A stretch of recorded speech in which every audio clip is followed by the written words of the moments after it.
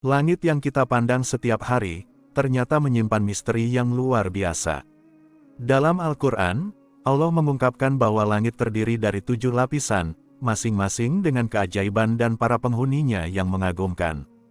Tapi, apa sebenarnya yang dimaksud dengan 7 lapisan langit ini? Dan siapa saja makhluk-makhluk mulia yang Allah tempatkan di dalamnya? Mari kita simak bersama penjelasannya dalam video ini. Sebelumnya jangan lupa like and subscribe, untuk mendukung channel ini agar lebih berkembang. Assalamualaikum warahmatullahi wabarakatuh. Teman-teman semua, di dalam Al-Quran, Allah menyebutkan bahwa langit dan bumi ini diciptakan dalam 6 masa. Quran Surat Al-Mulk ayat 3, yang menciptakan 7 langit berlapis-lapis, tidak akan kamu lihat sesuatu yang tidak seimbang, pada ciptaan Tuhan yang Maha Pengasih, maka lihatlah sekali lagi, adakah kamu lihat sesuatu yang cacat? Allah telah menciptakan langit secara bertingkat, tidak ada tiang penyangga yang mengikatnya, tiap langit akan menempati ruangan yang telah ditentukan baginya, tiap-tiap langit juga akan berjalan mengikuti garis edar yang telah ditentukan baginya. Hal itu telah dijelaskan dalam Quran Surat Luqman ayat 10. Jadi penasaran, siapa saja makhluk-makhluk mulia yang ditempatkan di setiap lapisan langit? Kita mulai saja penjelajahan kita menelusuri kebesaran Allah di setiap lapisan langitnya.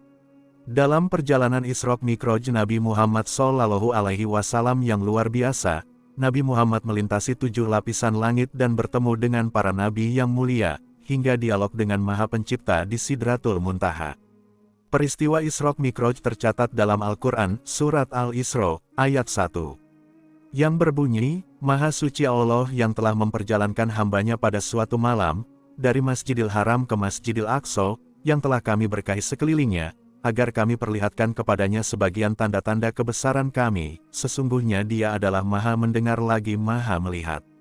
Bersama Malaikat Jibril, Nabi Muhammad melewati setiap lapisan langit pertama. Dalam hadis yang menceritakan tentang perjalanan Isra Mi'raj, perjalanan Rasulullah di tiap-tiap lapisan langit, dari Anas bin Malik.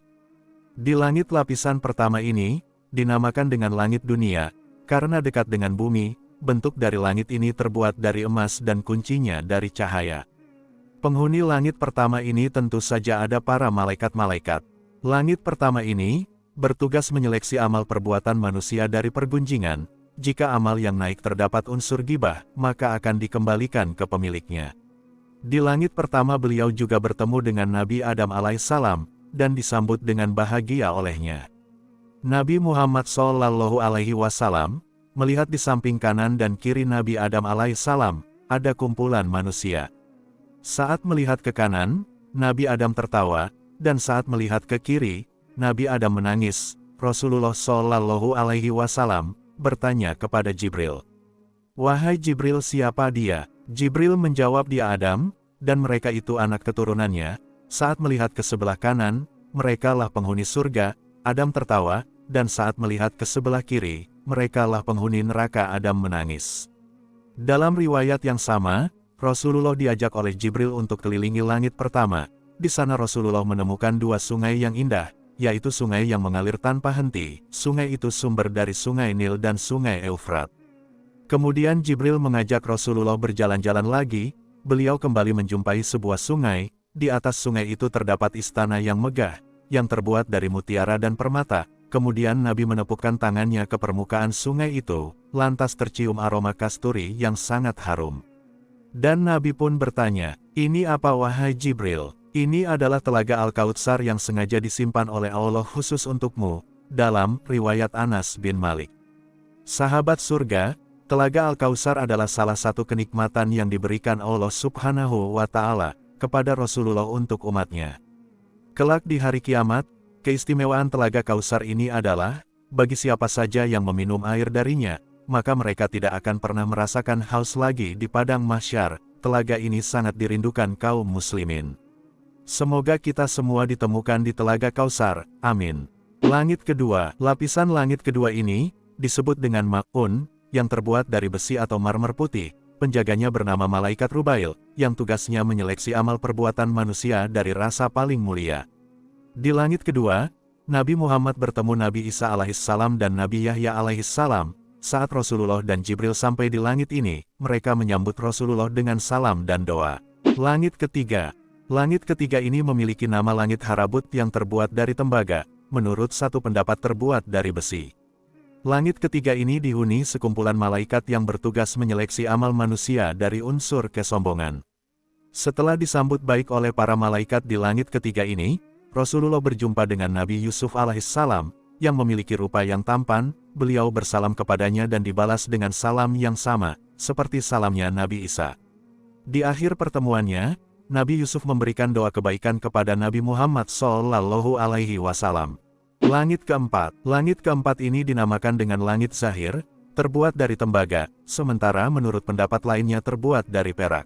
Langit keempat ini dihuni malaikat yang mengatur rezeki, selain itu juga sekelompok malaikat yang bertugas menyeleksi amal manusia dari unsur bangga. Di langit keempat Rasulullah Shallallahu Alaihi Wasallam bertemu dengan Nabi yang sangat cerdas, Nabi yang pertama kali menulis menggunakan pena dan menjahit pakaian, yaitu Nabi Idris alaihi salam.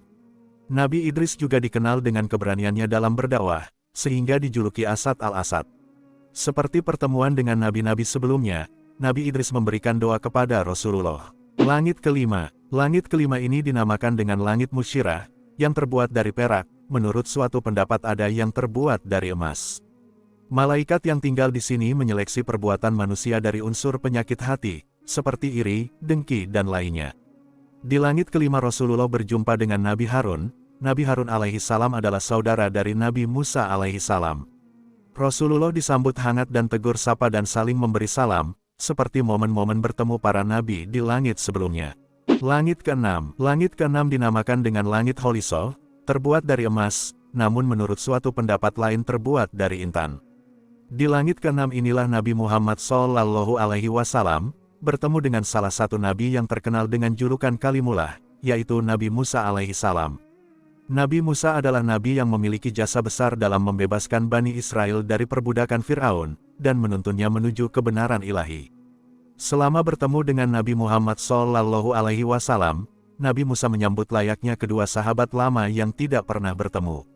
Sebelum Nabi Muhammad pamit meninggalkan langit keenam, dan melanjutkan perjalanan ke langit ketujuh, Nabi Musa tiba-tiba menangis.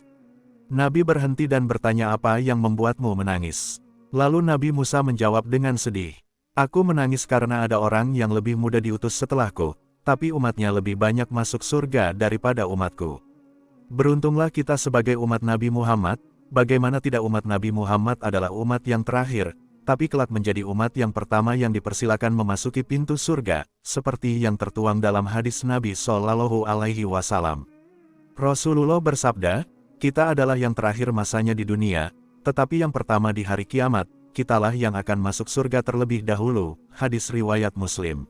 Langit ketujuh. Langit ketujuh dinamakan dengan langit Labiyah, yang terbuat dari yakut merah. Amal yang naik ke langit ini, bagaikan sepasang pengantin yang berbahagia, yang diiringi oleh 300 malaikat. Di langit ini malaikatnya menyeleksi amal perbuatan manusia yang beramal bukan karena Allah. Kemudian Rasulullah Shallallahu Alaihi Wasallam memasuki langit ketujuh. Di sana beliau berjumpa Nabi Ibrahim alaihi salam. Nabi Ibrahim berpesan, perintahkanlah umatmu untuk banyak menanam tanaman surga, sungguh tanah surga sangat baik dan sangat luas. Rasulullah bertanya, apakah tanaman surga itu? Nabi Ibrahim menjawab, zikirlah haula wala quwata illa billah. Dalam riwayat lain beliau berkata, sampaikan salamku kepada umatmu, beritakanlah kepada mereka, bahwa surga sungguh sangat indah tanahnya, tawar airnya, dan tanaman surgawi adalah subhanallah walhamdulillah wala ilaha illallah. Kemudian Rasulullah diangkat sampai ke Sidratul Muntaha, sebuah pohon yang amat besar. Begitu besarnya seorang penunggang kuda yang cepat, tidak akan mampu untuk mengelilingi bayangan di bawahnya, sekalipun memakan waktu 70 tahun. Dari bawahnya memancar sungai, airnya yang tidak berubah bau, rasa dan warnanya. Sehingga tidak seorang pun mampu melukiskan keindahannya. Ibnu Katsir mengatakan sanad hadis ini jayyid lagi kuat. Dijelaskan dalam hadis Nabi Shallallahu Alaihi Wasallam, ketika dimikrajkan ke langit, aku dinaikkan ke Sidratul Muntaha, kemudian aku melihat cahaya yang agung, daun-daun Sidratul Muntaha itu seperti kuping-kuping gajah, dan buah-buahnya seperti kendi besar. Di sana ada 4 sungai yang dari akarnya keluar 2 sungai luar dan 2 sungai dalam. Saat itu aku bertanya, apa ini Jibril? Ia menjawab, dua sungai dalam adalah dua sungai di surga sedangkan dua sungai luar adalah sungai Nil dan Eufrat. Dikutip dari tafsir Muqatil bin Sulaiman, saat Rasulullah diangkat ke Sidratul Muntaha, lalu beliau diliputi oleh awan dengan beraneka warna. Pada saat inilah Jibril mundur, dan membiarkan Rasulullah berjalan seorang diri, karena Jibril tahu hanya beliaulah yang mampu untuk melakukan hal ini, berjumpa dengan Allah Subhanahu wa Ta'ala. Setelah berada di tempat yang ditentukan oleh Allah, tempat yang tidak seorang makhluk pun diizinkan berdiri di sana, tempat yang tidak seorang pun makhluk mampu mencapainya, beliau melihatnya dengan mata beliau langsung bersujud di hadapan Allah Subhanahu wa Ta'ala. Dalam Sahih Imam Muslim diriwayatkan, dari sahabat Anas bin Malik, bahwa Rasulullah bersabda kemudian Allah mewajibkan kepadaku dan umat, untuk sholat 50 sehari semalam, lalu aku turun kepada Musa di langit ke-6, lalu dia bertanya, apa yang telah Allah wajibkan kepada umatmu? Aku menjawab 50 sholat. Musa berkata, kembalilah kepada Rabbmu, dan mintalah keringanan, sebab umatmu tidak akan mampu untuk melakukannya. Maka aku kembali kepada Allah, agar diringankan untuk umatku. Lalu diringankan 50 sholat jadi 45 sholat. Lalu aku turun kembali kepada Musa, tapi Musa berkata, sungguh umatmu tidak akan mampu melakukannya, maka mintalah sekali lagi keringanan kepada Allah. Maka aku kembali lagi kepada Allah, dan demikianlah terus aku kembali kepada Musa dan kepada Allah. Sampai akhirnya Allah berfirman, wahai Muhammad, itu adalah kewajiban, sholat sehari semalam setiap satu sholat seperti dilipat gandakan menjadi 10, maka jadilah 50 sholat, maka aku beritahukan hal ini kepada Musa, namun tetap dia berkata, kembalilah kepada Rabbmu, agar minta keringanan. Maka aku katakan kepadanya aku telah berkali-kali kembali kepadanya sampai aku malu kepadanya. Hadis riwayat Muslim. Setelah Rasulullah menerima perintah ini maka beliau turun menaiki buruk kembali ke kota Mekah Al-Mukarramah. Sahabat surga, di Sidratul Muntaha inilah puncak perjalanan Nabi, dan disitulah turunnya perintah sholat 5 waktu. Jadi begitu pentingnya sholat hingga perintah turunnya saja Allah berikan langsung di tempat yang begitu mulia yakni di Sidratul Muntaha. Semoga kita tidak termasuk ke dalam golongan yang suka melalaikan sholat.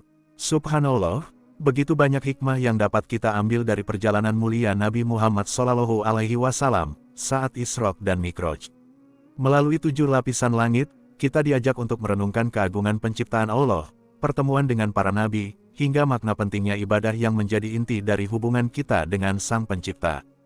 Terima kasih telah menyaksikan video ini. Jangan lupa untuk meninggalkan komentar, like and share ke teman-teman agar semakin banyak yang mendapatkan manfaat.